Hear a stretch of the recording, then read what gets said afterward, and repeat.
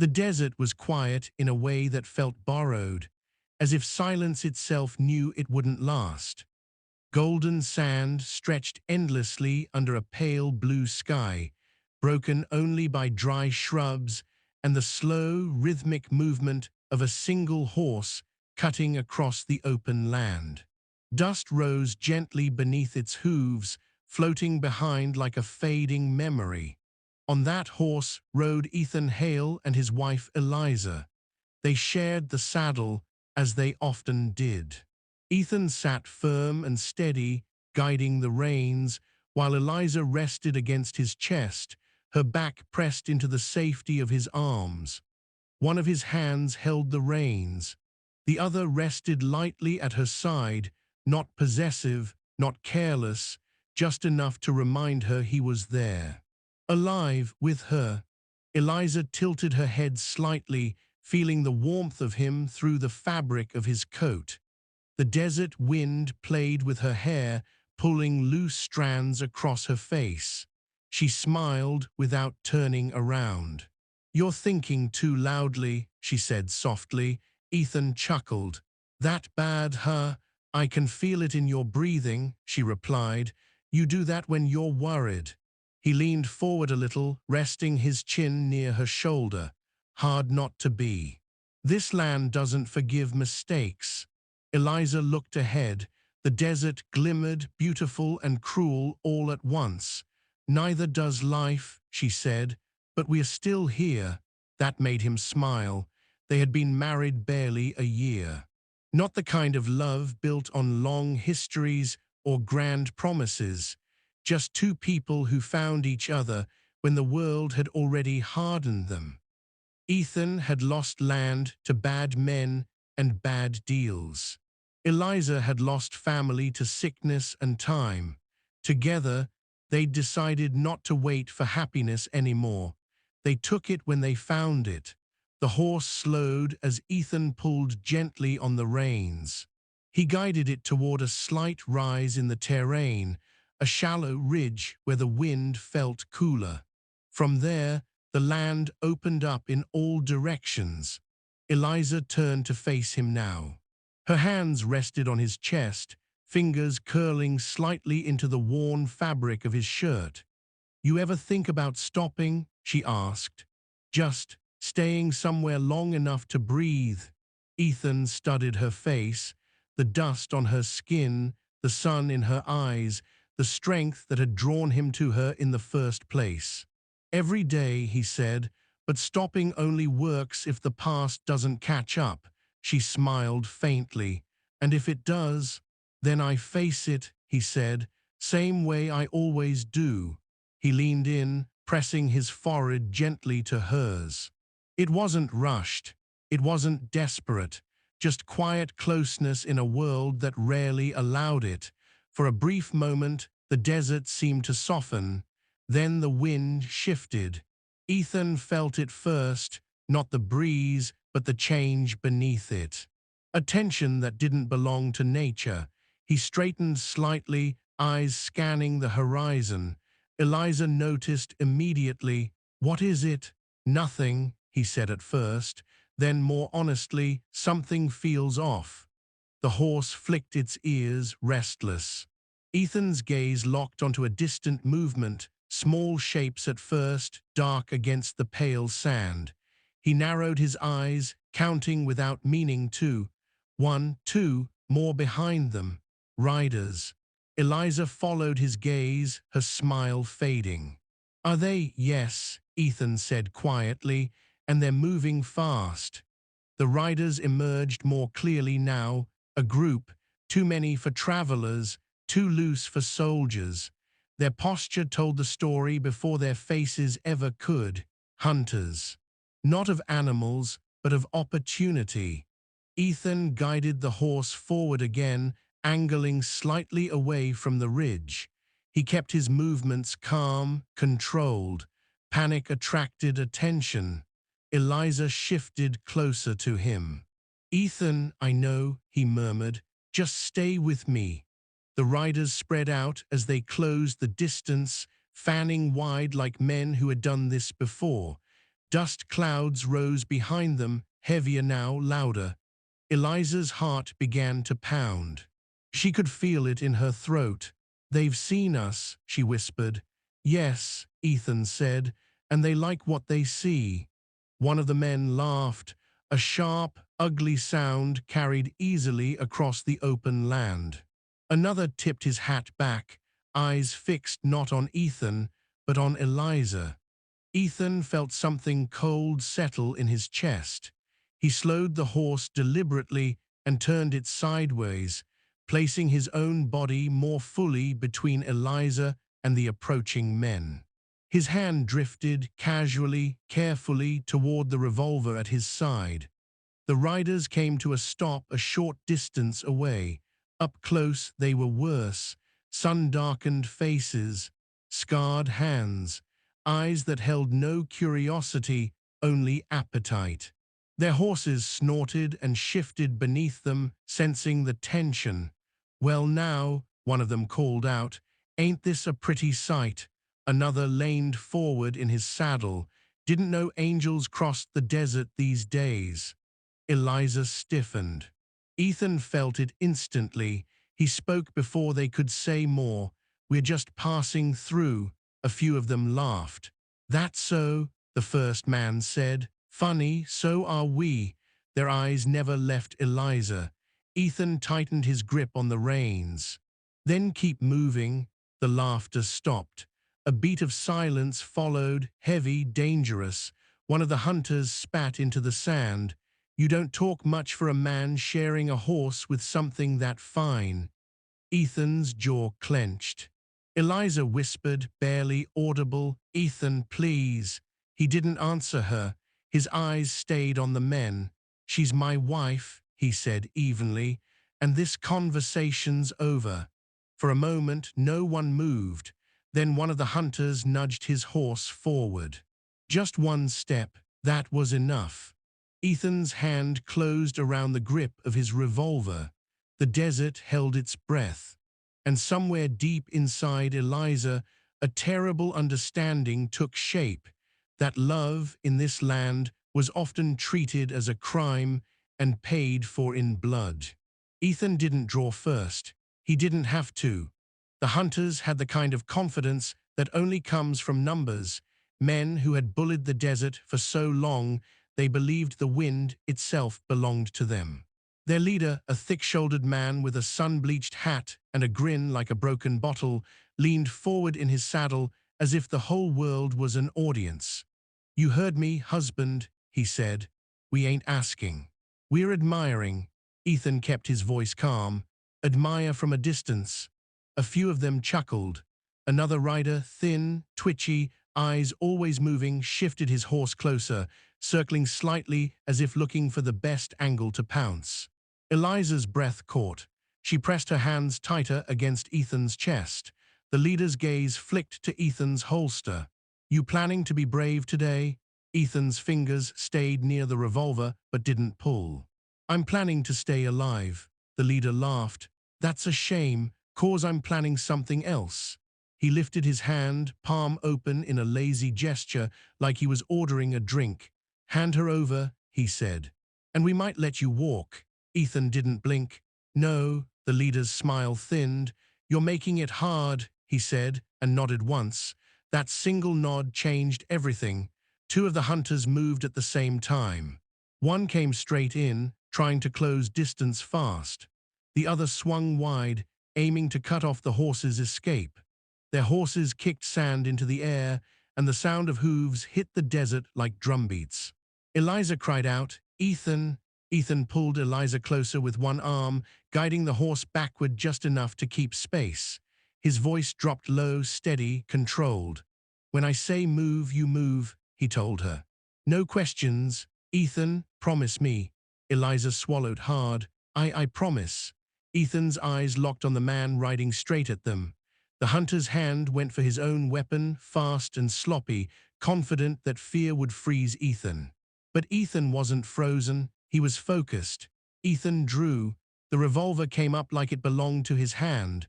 A shot cracked through the open desert. The rushing hunter jerked, swaying in his saddle. His horse stumbled sideways, startled more than hurt, but the man clutched his shoulder and cursed, barely hanging on. The desert went silent for half a heartbeat, then exploded. "Kill him," someone shouted. The hunters drew weapons in a burst of motion. Gunfire followed, sharp, scattered, echoing across empty land. Ethan kicked the horse forward and angled away, trying to break through the only gap he could see. Eliza screamed as a bullet snapped past, close enough that she felt the heat of it in the air. Ethan fired again, quick, controlled. Another hunter's hat flew off as he ducked, swearing. Sand erupted near Ethan's boot where bullets struck the ground. They were outnumbered, Ethan knew it, but he also knew something else. These men weren't trained soldiers. They were predators. Predators panicked when prey fought back.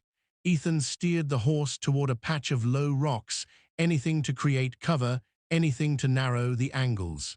The hunters followed like wolves, circling, trying to herd them into a bad position. Eliza held on to Ethan with shaking hands. Her whole body trembled, not from the cold, but from the realization that this was real. That the desert wasn't just empty land, it was a stage for cruelty. Ethan fired again. One of the hunters flinched back, his horse rearing slightly. Another took a shot that hit the ground near Eliza's foot. Sand sprayed up, stinging her skin.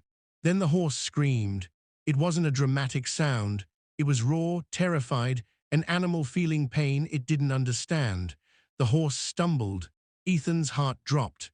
A bullet had caught it, low, not fatal yet, but enough to turn their escape into chaos. "No," Eliza cried, as the horse faltered.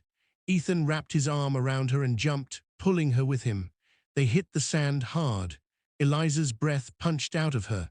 Ethan rolled, immediately dragging her behind a shallow rise of sand for cover. The horse staggered away, frightened, bleeding, then fell to its knees in the distance. The hunters pulled up around them, spreading into a loose half-circle. They didn't rush in all at once. They didn't have to. They had time. Ethan lifted his revolver and fired from behind the sand ridge. One hunter yelped and dropped from his saddle, clutching his thigh. Another ducked, swearing, pulling his horse back. The leader remained still, watching, almost amused. "Look at him," the leader said loudly so his men could hear.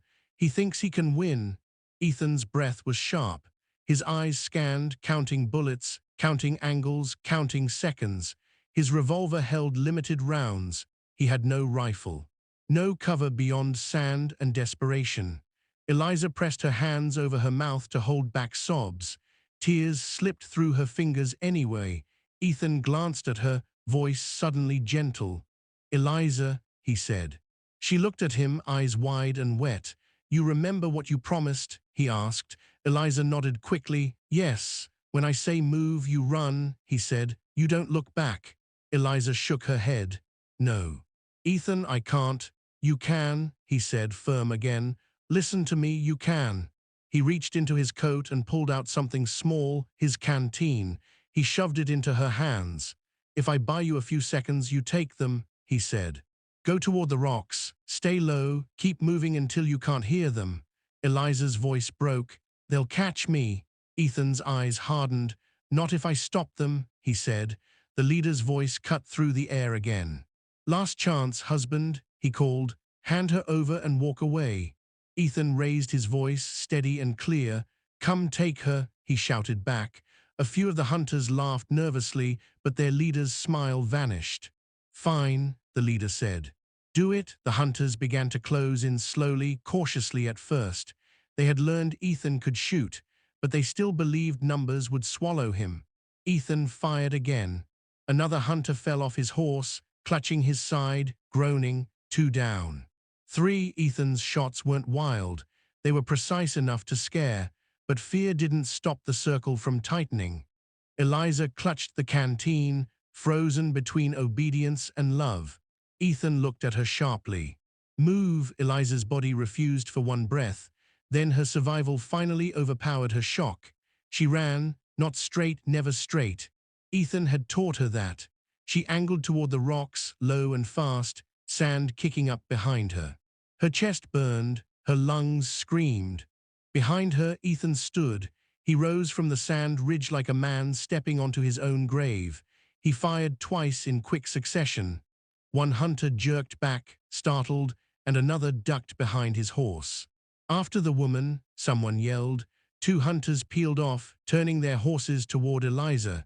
Ethan's eyes narrowed.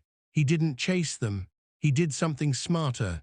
He shot the ground in front of the horses, sharp cracks that spooked the animals. One horse veered sideways, nearly throwing its rider. The second slowed, uncertain. Ethan's control over the battlefield lasted seconds, but seconds were everything.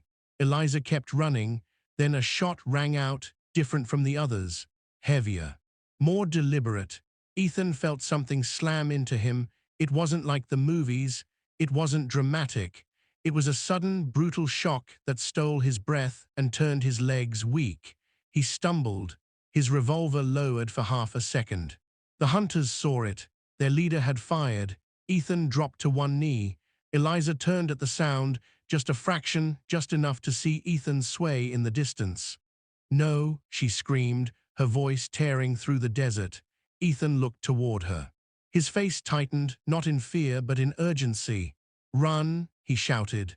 Eliza's feet moved again, but her world was breaking. Tears blurred her vision. The rocks felt too far.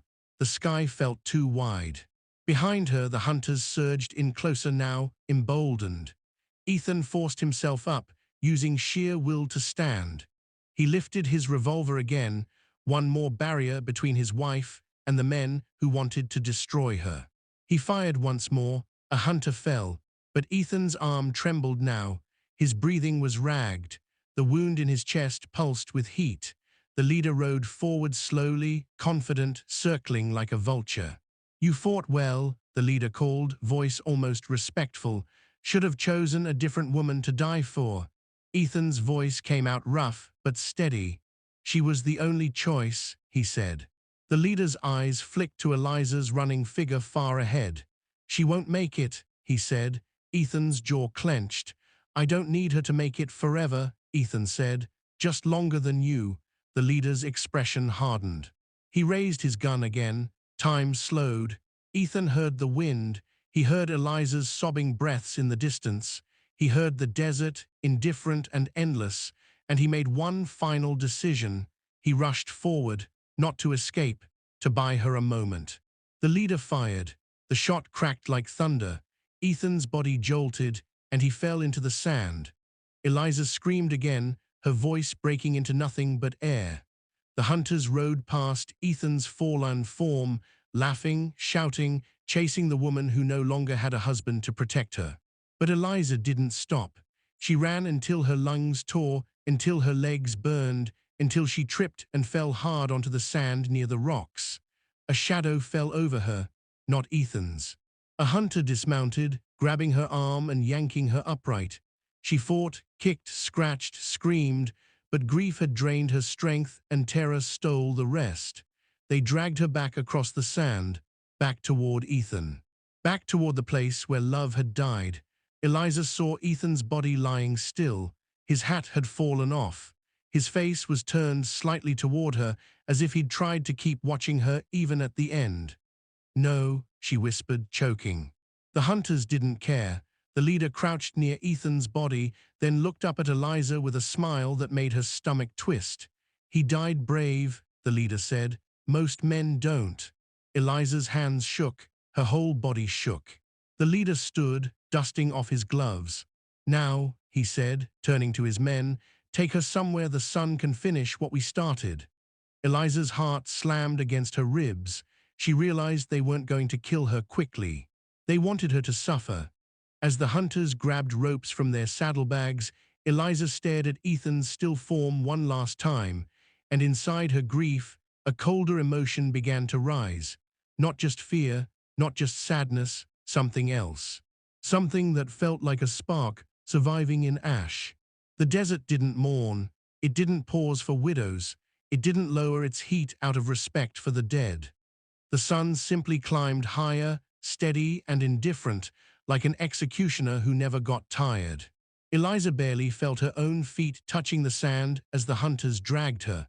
Her wrists burned where rough hands gripped too tight. Her throat was raw from screaming.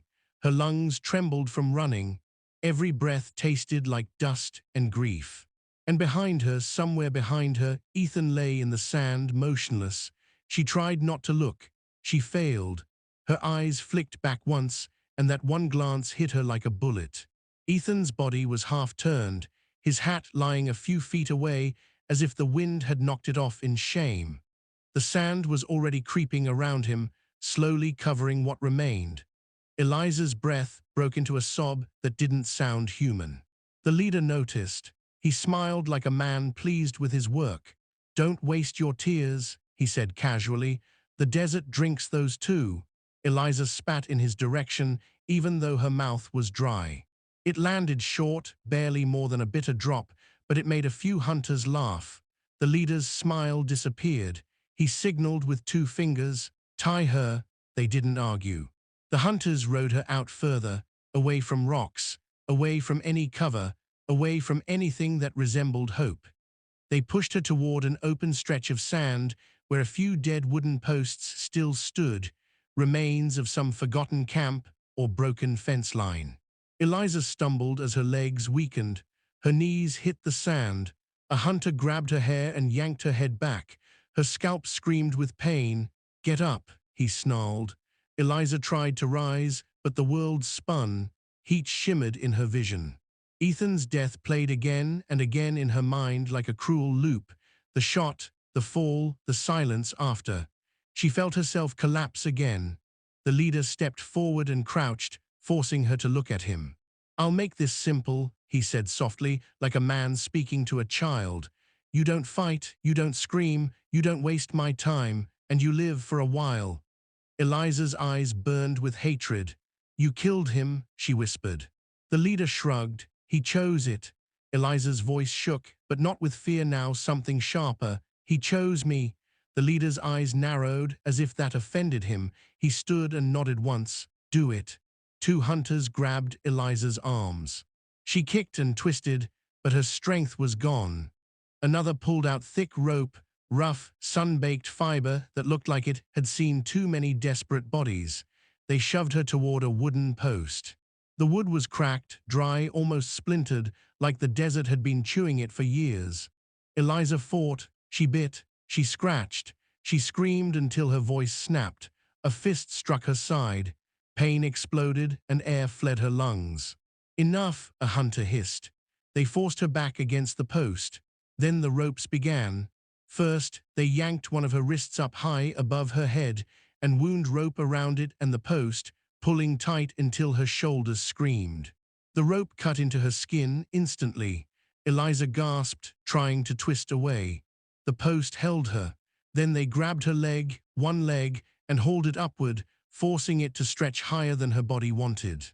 Another rope looped around her ankle and the post, binding it raised. Her body was now pinned in a cruel angle, one hand tied high, one leg tied up, the rest of her weight dragging downward, pulling against ropes that gave no mercy. She cried out, voice torn and broken. The pain wasn't only from the ropes. Her body already carried wounds, scratches across her arms, bruises along her ribs, raw skin where sand had ground into her after she fell. Her clothes were torn from the struggle and the rough hands, but they remained modest. Still, she felt exposed, not because of skin, but because of the way these men looked at her like she was less than human. Eliza's hair fell into her face. She shook it away, panting. The leader stepped closer, tilting his head, studying her like a piece of property. "Look at you," he said. "All that love, all that bravery, and it still ends like this." Eliza's eyes flashed. "You're not men," she rasped. "You're disease." That got a reaction. One hunter raised his hand as if to strike her. The leader held up a palm. "No, don't waste it." He stepped in, voice low, cold. "You want to know what you are?" Eliza glared at him through tears and dust. "You're a lesson," he said. He turned away, mounting his horse. "Leave her," he ordered. "Let the sun teach her." A few hunters hesitated, not out of mercy, but because something about leaving a living person alone in the open desert felt like tempting fate. Even cruel men sometimes feared the desert, but they followed orders. One by one, they rode off, their horses kicking up dust and laughter fading into distance. Eliza watched them go, her heart pounded in her ears. Then silence. Not peaceful silence, the kind that presses on your skull, the kind that makes you hear your own blood moving. Eliza's arms trembled. Her raised shoulder began to numb. Her leg burned from the forced angle. Every muscle fought to survive. The sun climbed higher. Heat poured down like molten metal. The rope scraped her skin each time she shifted. Tiny movements only made it worse. She tried to lift her body to ease the strain, but her strength failed quickly. Her mouth was dry. Her tongue felt too big. Her lips cracked. She closed her eyes. And Ethan appeared again in her mind. Not his body in the sand, but Ethan on the horse, arms around her, his breath near her ear. "You're thinking too loudly," she remembered saying. Ethan's laugh echoed in her memory. Eliza's chest tightened. A sound escaped her, half sob, half laugh, like grief didn't know which shape to take. "I'm sorry," she whispered to the empty desert. No answer, only wind. Sand began to blow harder, swirling around her ankles, building against the base of the post. It slipped into her shoes, her hair, her torn sleeves. It coated her skin in a thin layer that made her feel like a statue slowly being buried. Eliza opened her eyes again. The horizon wavered in the heat. The world looked like it was melting. She tried to focus on something, anything to stay awake. A bird circled far above, a black dot in the sky. A vulture maybe, waiting, patient. Eliza swallowed hard. So this is it, she thought. This is how they end me, not with a bullet. Not fast, just time. Her shoulders began to shake from exhaustion. The rope above her wrist dug deeper, and she felt warm blood creep down her forearm. She couldn't even lift her head properly. She tried to scream. Only a broken sound came out. Hours passed, or maybe minutes. Time in the desert didn't behave like time anywhere else. At some point, Eliza's vision darkened at the edges. She felt herself slipping, drifting toward a place where pain softened and everything became quiet. Then she heard something. At first, she thought it was her mind playing tricks, a hallucination born from heat and grief. But it came again. A low rhythm, hooves. Eliza's head jerked up. Pain shot through her neck. The sound grew clearer, not many horses, just one, steady, purposeful. Eliza tried to shout, her throat refused. She forced air out again, desperate. "Help," she rasped. Her voice was barely a whisper. The horse approached from the far side of the dunes, emerging slowly through blowing sand. A lone rider, tall in the saddle, hat pulled low, coat dusty and long, a rifle strapped across his back. He didn't ride like a hunter circling prey. He rode like a man who had seen too much and wasn't surprised by cruelty anymore. Eliza's heart slammed in her chest. The rider slowed. He saw the post. He saw her. His horse stopped. For a moment, he didn't move at all. Eliza's lips trembled. Tears returned, hot, painful, mixing with sand on her cheeks. The cowboy dismounted. His boots hit the sand with quiet weight. He walked forward slowly, eyes scanning the ropes, the wounds on her arms and legs, the way her body sagged under the bindings.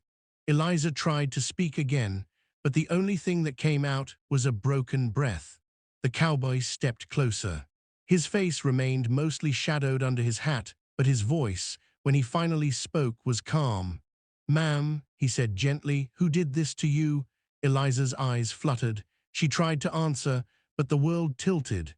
Her strength finally gave out. Her head dropped forward. The last thing she saw before darkness took her was the cowboy reaching for the rope with careful hands, as if he knew the difference between touching a wound and tearing it. Eliza did not wake gently. She came back to the world the way someone returns from drowning, gasping, choking, confused, her body jerking as pain rushed back all at once. Her first instinct was fear. Her arms tensed. Her leg tried to pull back. Then she realized something was different. The ropes were gone. Her raised arm lay lowered now, aching so deeply it felt like fire inside the bone. Her leg throbbed, numb and alive at the same time. She cried out softly, more from shock than pain. A shadow moved beside her. "Easy," a voice said, low, steady, not rushed. "You're safe, I've got you." Eliza's eyes flew open. The sky above her was still bright, but she wasn't facing it anymore. She was lying on her side, half supported by something warm and solid. A coat. A heavy, dust-worn coat had been draped carefully over her body, covering her shoulders, her chest, her torn clothes. It smelled like leather, smoke, and long roads. She turned her head weakly. The cowboy sat beside her, one knee in the sand, his hat set aside. His face was weathered, marked by sun and years, but his eyes were alert, sharp in a quiet way. He wasn't staring at her body, he wasn't hovering too close, he was watching her breathing. "You passed out," he said. "Heat, blood loss, pain." Then, softer, "But you held on." Eliza swallowed, her throat burned. Ethan," she whispered. The cowboy's jaw tightened slightly. "Your husband?" Tears filled her eyes instantly. "They killed him," she said, the words shattering as they left her mouth. "He tried to save me." The cowboy nodded once, slowly, as if filing that information somewhere deep. "I saw tracks," he said, "and a body. A man fought hard here." Eliza squeezed her eyes shut, a broken sound escaping her. The cowboy reached out, but stopped short, giving her space. Then he adjusted the coat gently, making sure it covered her properly. "I won't touch you without asking," he said, "but you're hurt. If I don't help, you won't make it through the night." Eliza nodded faintly. "Okay," she whispered. He worked carefully. He poured a small amount of water onto her lips first, just enough to wet them, not enough to shock her body. She drank slowly, painfully, but it brought clarity back to her mind. Then he examined the rope burns on her wrist and ankle, his hands precise and respectful. He tore strips from his own shirt to wrap them, muttering under his breath, not curses, but observations. "They tied you to suffer," he said quietly. "Men who do that don't go far." Eliza's eyes flicked up. "They rode west," she said. "6 of them, maybe more." The cowboy's gaze sharpened. "Good." That word surprised her. He finished bandaging and sat back, resting his forearms on his knees. "My name's Caleb Ward," he said. "I don't hunt people, but I don't let things like this walk away either." Eliza studied him through blurred vision. "You don't know me," she said weakly. "You don't owe me anything." Caleb looked at her then, really looked. "I saw a woman left to die in the sun," he said. "That makes it my business." He helped her sit up slowly, supporting her weight with one arm. The world spun, but didn't collapse this time. From where she sat, Eliza could see the place where Ethan had fallen, her breath caught. Caleb followed her gaze. "You can say goodbye," he said. "I'll stay back." He helped her stand step by step until her feet touched the sand near Ethan's body. She knelt beside him, her hands shaking as she touched his shoulder. His face was peaceful now, still. "I'm here," she whispered. "You didn't fail me." Tears dripped onto the sand beside him. Caleb waited, silent, hat in his hands. When Eliza finally pulled back, empty and exhausted, he helped her again, steady, patient. "I can take you somewhere safe," he said, "but first I'm going to finish something." Her eyes widened. "You're going after them?" Caleb met her gaze. "They'll hurt someone else if I don't." A long pause followed. Eliza nodded slowly. "Then don't miss." Caleb's horse moved fast. He rode like a man who knew the land, reading broken grass, scuffed sand, shallow prints most people would miss. The sun dipped lower as he followed the hunter's trail, his expression calm but unyielding. They didn't hear him until it was too late. The hunters had stopped near a shallow canyon, laughing, drinking, careless now that they thought the desert had finished their work for them. Caleb didn't announce himself. The first man fell before he understood what was happening. The second reached for his gun and never cleared the holster. The others scrambled, shouting, firing wildly, but panic ruined their aim. Caleb moved with purpose, not rage. One hunter tried to run. Caleb shot the ground in front of him, stopping him cold. Another begged. Caleb disarmed him with a single blow. The leader, the one who had given the orders, backed away, eyes wide now. It wasn't personal, he said desperately. It's just how things are. Caleb stepped closer. No, he said evenly, it's how you chose. The desert swallowed the sound that followed. When Caleb returned, night was falling. Eliza waited near a small fire, wrapped in his coat, staring into the flames like they held answers. She looked up when she heard hooves. He dismounted and approached slowly. It's done, he said. She nodded. They didn't celebrate. They didn't speak much after that. Caleb helped her onto his horse, riding slow, careful not to jolt her injuries. The stars came out one by one, bright and indifferent, just like they always had been. But something had changed. The desert had taken her love. It had tried to take her life, and failed. As they rode into the darkness, Eliza leaned slightly against Caleb's steady frame, not in romance, not yet, but in survival. For the first time since Ethan fell, she believed she might live. Not because the desert showed mercy, but because one man refused to look away.